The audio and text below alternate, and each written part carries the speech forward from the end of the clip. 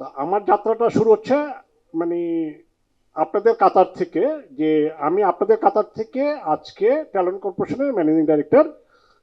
আমার কোম্পানি গত 15 বছর মনে করেন বাংলাদেশের top selling agent of almost more than 20টা এয়ারলাইন্সের উপরে। আমি গত 15 বছর মনে করেন top selling agent in Bangladesh.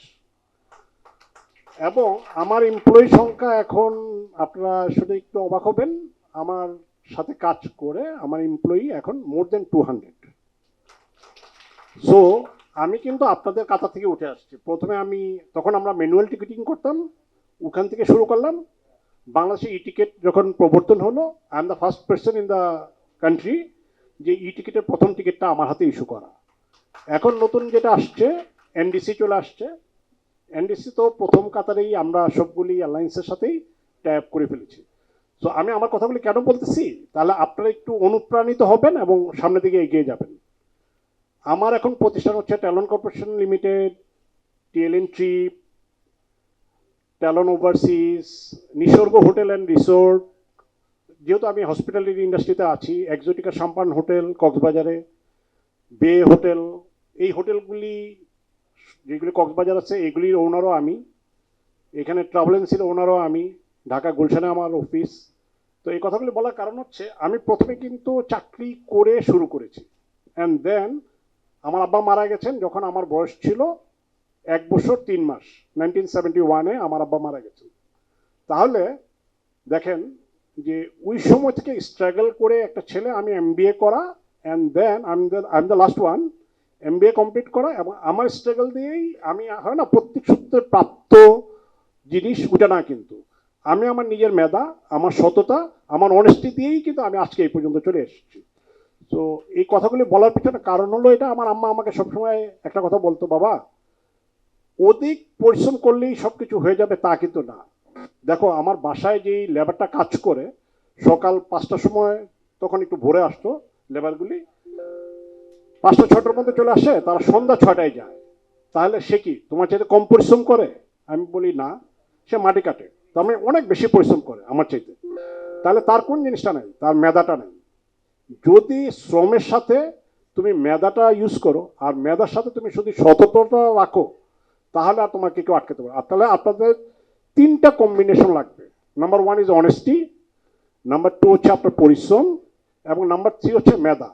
এখনো যদি আমাকে আপনারা জিজ্ঞেস করেন, আমি ওপেন ফ্লোরে আছি, আমার সামনে কোনো কম্পিউটার নেই, আমাকে যে কোনো রুটের, ঢাকা থেকে ট্রাভেল করবেন যে কোনো রুটের ভাড়া জিজ্ঞেস করেন, বা ফ্লাইট টাইমিংটা জিজ্ঞেস করেন, বা ফ্লাইং আওয়ারটা জিজ্ঞেস করেন, আমি হয়তো বা 90% ফ্লাইটে, ঢাকা থেকে বুঝেন তো কতগুলি ফ্লাইট অপারেট করে, প্রত্যেকটা ফ্লাইটের ভাড়া, শিডিউল এবং ফ্লাইং আওয়ারটা আমি আপনাকে বলে দিতে পারবো এখনো।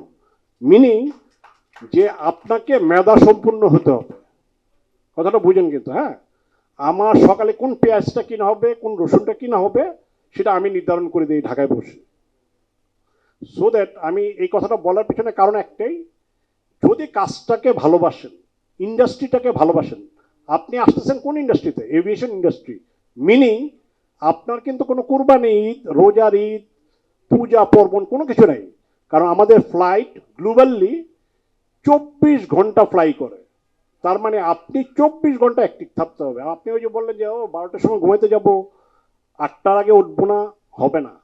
ইন্ডাস্ট্রিতে আইসেন না। তাহলে যদি ইন্ডাস্ট্রিতে ইন করতে চান, এই ইন্ডাস্ট্রিটা হচ্ছে আপনাকে 24/7 আপনাকে শ্রম দিতে হবে, ওই মেন্টালিটি নিয়ে আপনাকে আসতে হবে। দ্বিতীয়ত একটা হচ্ছে সেবা খাত। আপনি চিন্তা করে দেখেন যে আল্লাহ তাআলাও বলে দিচ্ছে যে মানুষকে সেবা করো। আপনি যখন একটা টিকিট করে দিচ্ছেন, একটা ভিসা করে দিচ্ছেন, আরেকটা মানুষকে আপনাকে হেল্প করতেছেন। সে হয়তো বা রোজগার করার জন্যই বিদেশে যাচ্ছে, সেও হয়তো বা টাকা ইনকাম করার জন্য দেশের স্বার্থে, নিজের ফ্যামিলির স্বার্থে টাকা পাঠাচ্ছে। সো আপনি যে লোকটাকে পাঠালেন সিঙ্গাপুরে অথবা মিডল ইস্টে বা যে কোনো একটা দেশে, স্কিল যে কথাটা আসতেছিল, ওই লোকটাকে যে আপনি পাঠালেন, আপনি আপনাকে প্রথম সেবাটা কিন্তু আপনি দিয়ে দিয়েছেন, পরবর্তী সেবাটা সে দিতেছে। মিনিং যে আপনি সেবা দেওয়ার জন্য আগে নিজে প্রস্তুত কিনা সেটা আগে খেয়াল রাখবেন। যদি সেবা দেওয়ার জন্য প্রস্তুত নিজে না থাকেন, তাহলে আর ইন্ডাস্ট্রিতে আসার দরকার নেই। আমি আবারও বলতেছি, তাহলে আপনারা কর্পোরেট সেক্টর আছে, যেহেতু আপনি ইয়াং, কর্পোরেট সেক্টর আছে, কেউ গার্মেন্টসে যাওয়ার চেষ্টা করতে পারেন, করতে পারেন। বাট যে এভিয়েশন ইন্ডাস্ট্রিতে আসবেন তাকে পরিশ্রম 100% দিতে হবে, মেধা ইউজ করতে হবে। এবং টেকনোলজি ওয়াইজ আমি আরেকটা জিনিস আপনাকে জাস্ট ইনফর্ম করি, গ্লোবাল টেকনোলজিতে aviation industry is the second. তাহলে বলতে পারেন প্রথমটা কে? প্রথমটা হচ্ছে ব্যাংক। সারা পৃথিবীতে ব্যাংকের যে নেটওয়ার্কিংটা আছে, it's the most secured, most significant and সবচেয়ে বড়। সেকেন্ড যেটা আছে এটা এভিয়েশন। আপনি খেয়াল করে দেখবেন যে সারা পৃথিবীতে কতগুলি ফ্লাইট এখন অপারেট করতেছে। আমেরিকা থেকে এক একটা ডেস্টিনেশন থেকে কতগুলি ফ্লাইট উঠতেছে। এই মুহূর্তে আমরা যখন কথা বলতেছি কত লক্ষ ফ্লাইট একসাথে আকাশে উঠতেছে। প্রত্যেকটা flight safety, security, route map নিয়েই চলছে এবং একটা সেন্ট্রাল জায়গা থেকেই, জার্মানির মিউনিক থেকে এটা অপারেট হয়। সো তাহলে কতটুকু সিকিউর? এখন পর্যন্ত দেখছেন পৃথিবীতে সেকেন্ড ওয়ার্ল্ড ওয়ার হয়েছে, অনেক কিছু হয়েছে, এই যে এখনো এই দেশ ওই দেশ অনেক গ্যাঞ্জাম হচ্ছে। ওই একটার ব্যাপারে কেউ কোনো কম্প্রোমাইজ করে নাই বা ওইটার ব্যাপারে কোনো দলীয়করণ করে নাই। ওইটা এখনো কিন্তু নিউট্রাল আছে এবং ওই টেকনোলজির উপরেই চলতেছে। আপনাকে আয়টা যে ইনভয়েস পাঠায়, আয়টা যেই বিল পাঠায়, দেখবেন এই সফটওয়্যারটাতে আপনি কখনো কোনো ভুল খুঁজে পাবেন না। মিনিং কি? আপনার এই সফটওয়্যারটা এত বেশি স্ট্রং, এত বেশি সফিস্টিকেটেড, এত বেশি এলিগেন্ট যে আপনি এই জায়গাটায় আপনাকে হোল্ড করতে হবে যে yes I am with the most sophisticated টেকনোলজির সাথে আমি কাজ করতেছি।